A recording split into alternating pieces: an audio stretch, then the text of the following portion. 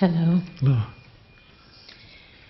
While in the process of self-transformation and making an effort to gain more presence, can someone take steps backwards?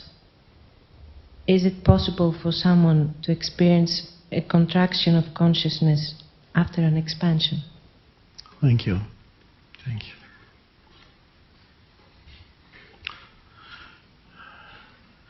It happens a lot. In some rare cases, people wake up and never fall back again. Very seldom. For most people, there are initial glimpses or realizations, which in Zen they call satori. And satori is not a lasting thing. Satori are flashes or short periods of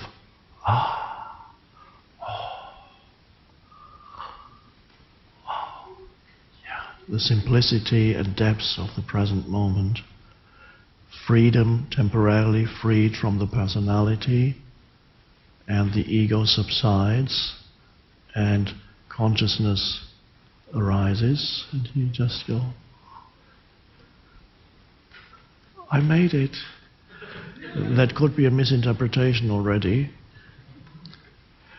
And often it happens that after a while, the old patterns, the wave comes back. The ego hasn't gone away, it just was dormant for a while, and then it woke up again, including perhaps the pain body. Oh, what happened? I shouldn't have gone to sleep. And the ego comes back in, and then the person says, oh, what happened? I lost it. Something went wrong. But the awakening process, what I call the awakening process, is a process which means it's not a continuous, usually for most people, it's not a continuous upward movement, but for most people it's coming into presence, or presence arising and then losing it again. Sometimes for longer periods, sometimes for short periods. It varies from person to person.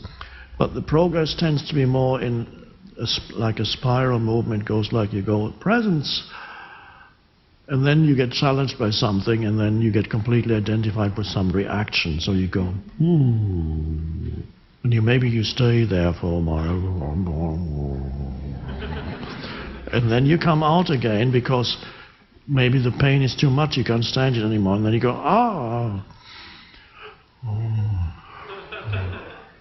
and then something else happens. Perhaps your mind, some habitual thought takes you over again, and before you know it, it seduces you into following it where it wants to take you, and you go, and before you know it, you're back in this.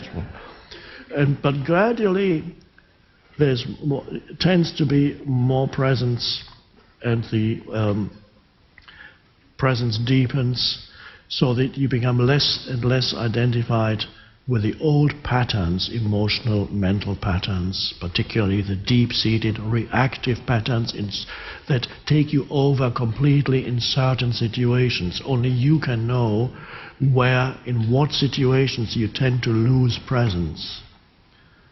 You have to look at your life and see, it may be with your partner, it may be with your stockbroker, it may be with your realtor, it may be with relatives family members that you occasionally visit, and every time you visit them you lose yourself completely in the old reactive patterns that have been there for 45 years. Family dinners at Christmas times, all sitting around the table. Then you can really experience the old patterns in people, and how one person triggers the other, and they go, oh, the same thing again. So when you have identified certain areas or situations in your life where you tend to lose presence completely, you get taken over by the reaction completely, then you can be alert and have a little talk to yourself and say, okay, I will see if I can stay alert, and just when I go into those situations, see if I can just use the situation as a practice for presence rather than go. So next time you go to your Christmas dinner, or in the States, it's the Thanksgiving when you sit around the turkey. And that's where families are, for many people, a huge challenge, because all the old patterns are there in the families. That's why, of course, if you think you're so enlightened, spend 2 weeks with your parents, said Ram Dass. Great test. And sometimes it applies to the parents. Let's say the older parents, they have adult children. You could say the same thing to the parents. If you think you're enlightened, spend some time with your adult children. That sometimes is a test too. Or an even greater test, your teenage children.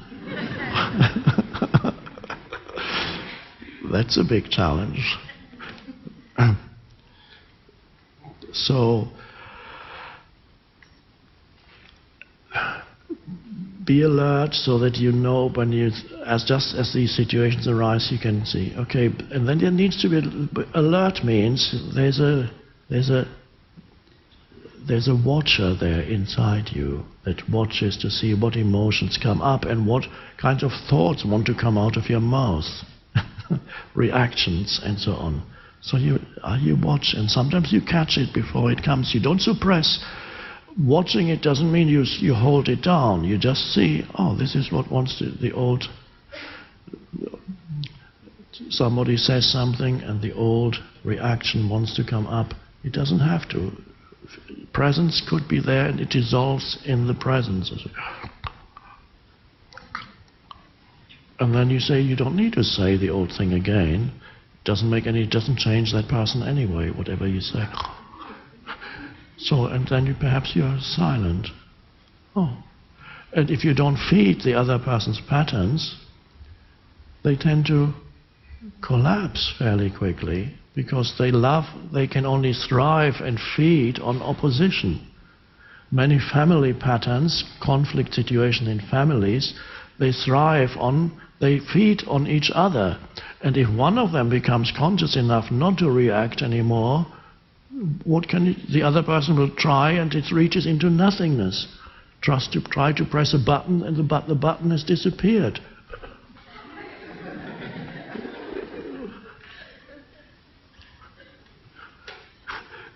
Very frustrating.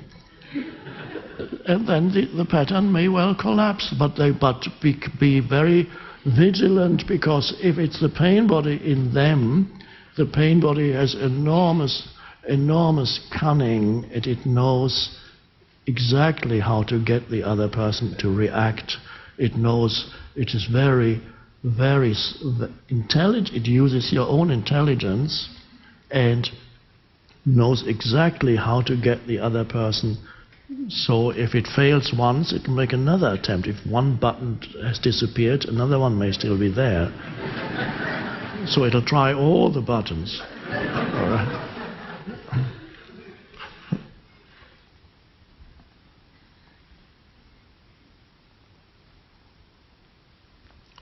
So the awakening process is, yes, this is why we call it a process.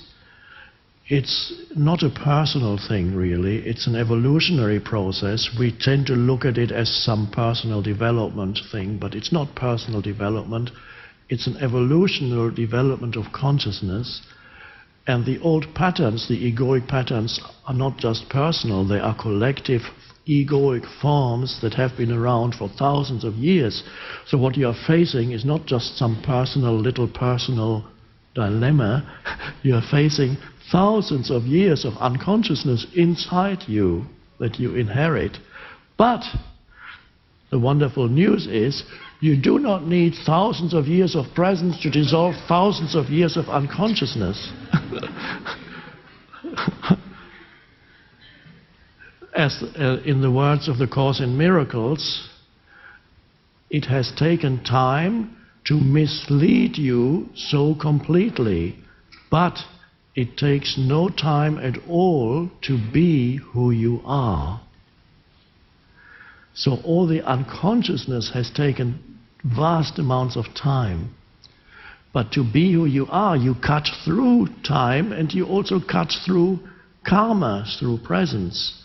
Because otherwise, if you think time will eventually free you of karma, meaning karma, I'm using the Eastern term, karma means the accumulated unconscious mental emotional patterns that you carry around, that you inherit in various ways, genetically and in other ways, that you inherit. It goes from generation to generation. Those patterns that you carry are what we call karma. If you think that time will free you of karma, then you're wrong. Because karma just goes on and on. It loves time. It renews itself in time and through time. And it's only when you realize the power of the present moment, which is the sword, I call it the sword of presence, then you realize to dissolve the karmic accumulations that pretend to be a person. That's really what it is. The karmic accumulations pretend to be somebody, but it's just karmic accumulations. Those are dissolved only in the present moment by recognizing the power of presence. So then, of course, the answer to the question, do we need time to awaken, is no, you don't need time to awaken, but you may need time to realize that you don't need time to awaken.